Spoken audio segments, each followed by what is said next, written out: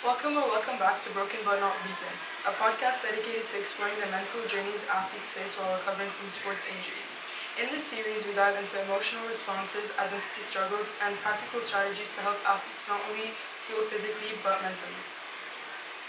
Today I'm joined by Coach Toler, our Athletic Director at ISL, to talk about how schools can act as a support system for student athletes who experience injury, not just physically but emotionally and mentally.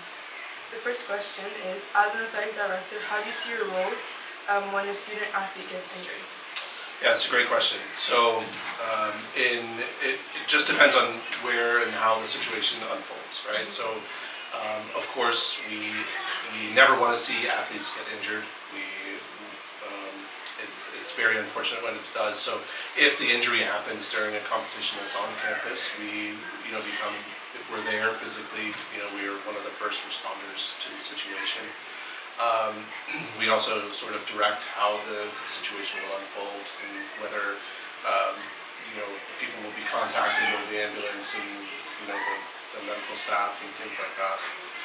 If we're not here, then we help in the coordination of that and make sure that it follows the plan that we have.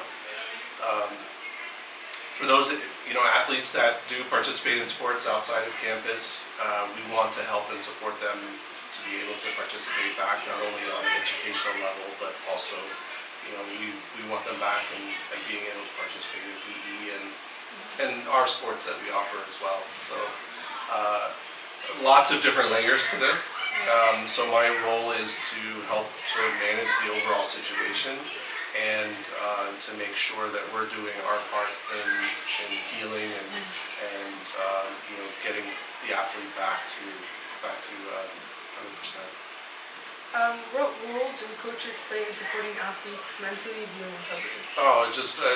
They take the top role.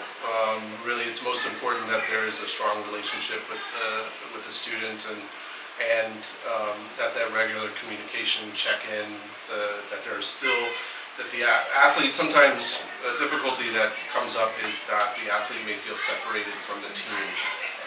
And so we want to ensure that team relationship stays strong. Sometimes a coach may identify or need to confer with the student that that distance can be minimized by just attending, by being a part and taking on maybe another role on the team and being able to manage that way. How important is communication between coaches, teachers, and parents and counselors during recovery? It's 100% important. It's when we have any athlete in any situation. It's not just about being injured, but there is a team of adults that support athletes, and it's so important for that team to stay in communication with each other and to make sure that we're all in this together, along with having those people, the counselors, the teachers, the coaches, and everyone meet together and for the athlete to know that there is this team behind them to support and to bring them back. And a follow-up question to that, what do you think happens when that communication breaks down? I think it's just what I referred to earlier, is that distance and that step away from the team takes place. I think there's also this feeling of not being wanted on the team or not having that strong connection. So there is a possibility, one that an injured athlete may not want to come back, or that relationship it weakens, and that's what we don't want. We want that relationship to be strong and continue, and when that communication also breaks down, it just takes longer for that healing to take place, right?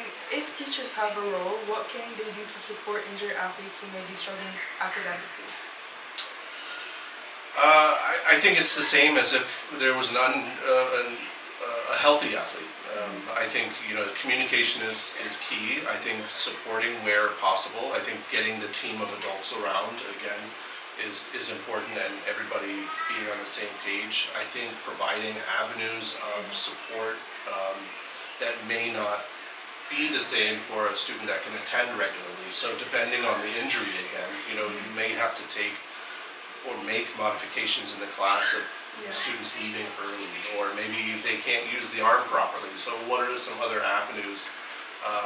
And same with assessments and so on. So again, it's everybody coming around the athlete to support, and then communication and planning and being able to manage the situation appropriately.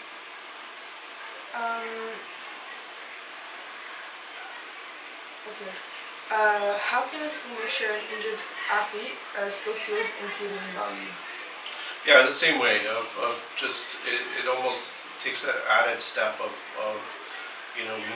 we need to take time with the athlete to communicate, to support. I think sometimes it takes a little bit more effort to reach out, right? And so that it's so important for us as adults to sometimes take that first step, and not waiting on the nurse's note, or not waiting on the note from the doctor to say that the athlete can't participate, but that if a coach knows their team and knows the members of each team, they'll pick up on these things, and then immediately that support should take place, right? Many athletes identify strongly with their sport. How can a school help when an athlete feels like they've lost part of their identity? I mean, that's something that I always encourage, is that we believe that we are the foxes, and once a fox, always a fox, and it's really so important for us to feel that sense of belonging and being a part of the team, and it's something that we're growing together in our program, and I feel that it's improving each year as far as we never want to see athletes fall away because they feel distant from it, whether they're injured or not injured. We want students and athletes to feel included and like they're a part of something that is beyond the academic day, right? And so that has to take precedence, and it's supported by communication and knowing and taking that added step of, we have these impactful moments in our practices and games and things that will allow us to form those relationships. What are some signs that an injured athlete might be struggling mentally? I think some clear signs are obviously distance. We also find there's a change in body, the way they handle themselves.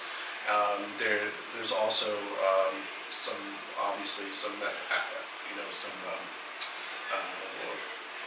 emotional changes, or some ways that they're coping with situations. So there's all different drawbacks, and you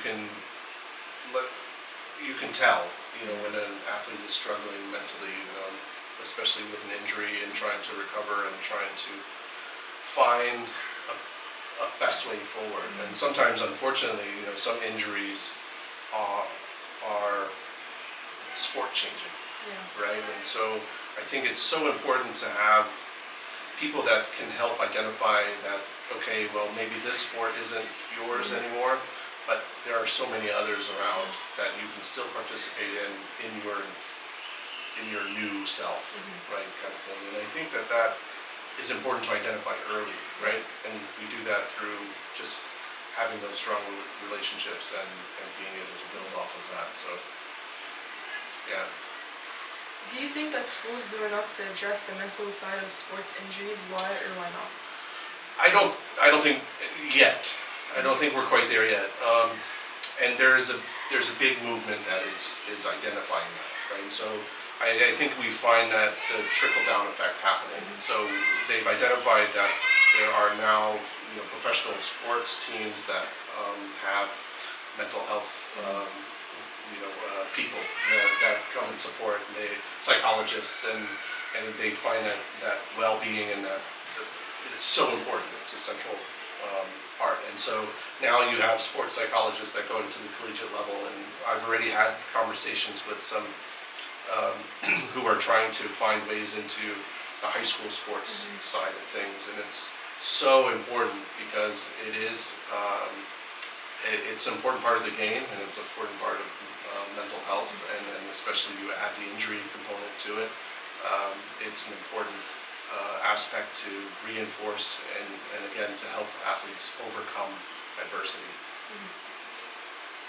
What could schools improve to better support injured student athletes? That's a good question. I think we just have to start from the bottom up, right? So it's really having good systems in place to identify students, well, to know what to do when things go wrong, and a good system in place to help support athletes, both if it's on campus or off campus injuries, and then to have that team aspect of it and the best way forward. I think just as you mentioned, starting to look into and identifying ways of having an athletic trainer on campus, a nursing staff that knows athletes and knows how to manage that. We have sports psychologists. There's so much that can be done, and that I think we're just sort of scratching the surface that the school can do. And I think ultimately, bar none, bottom line is that the school can help athletes feel valued and feel like they belong and feel like that they're a part of the team and they're important. And that's what we want, both in the classroom and outside of the classroom. Yeah. What advice would you like to give coaches when one of their athletes gets injured? I think for the most part is, number one, that the first thing is that the athlete needs to know that they care. Second is that the family needs to know that the coach cares. And then the third is like, okay, let's sit and make a plan. Both what this looks like as part of the team, and making sure that on the school side you're supported as well.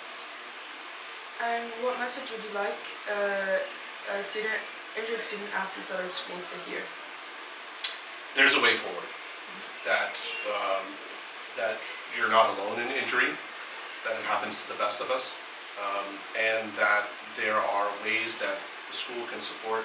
And sometimes it does take the motivation and the inner desire to reach that level, but you have to ask sometimes. Sometimes schools aren't set up in that system that we want, but it's so important to stay connected and to reach out to adults that care and maybe you can relate, and then we can build that system together. But the most important thing is that don't give up, all right? And let's heal, let's get better and move forward.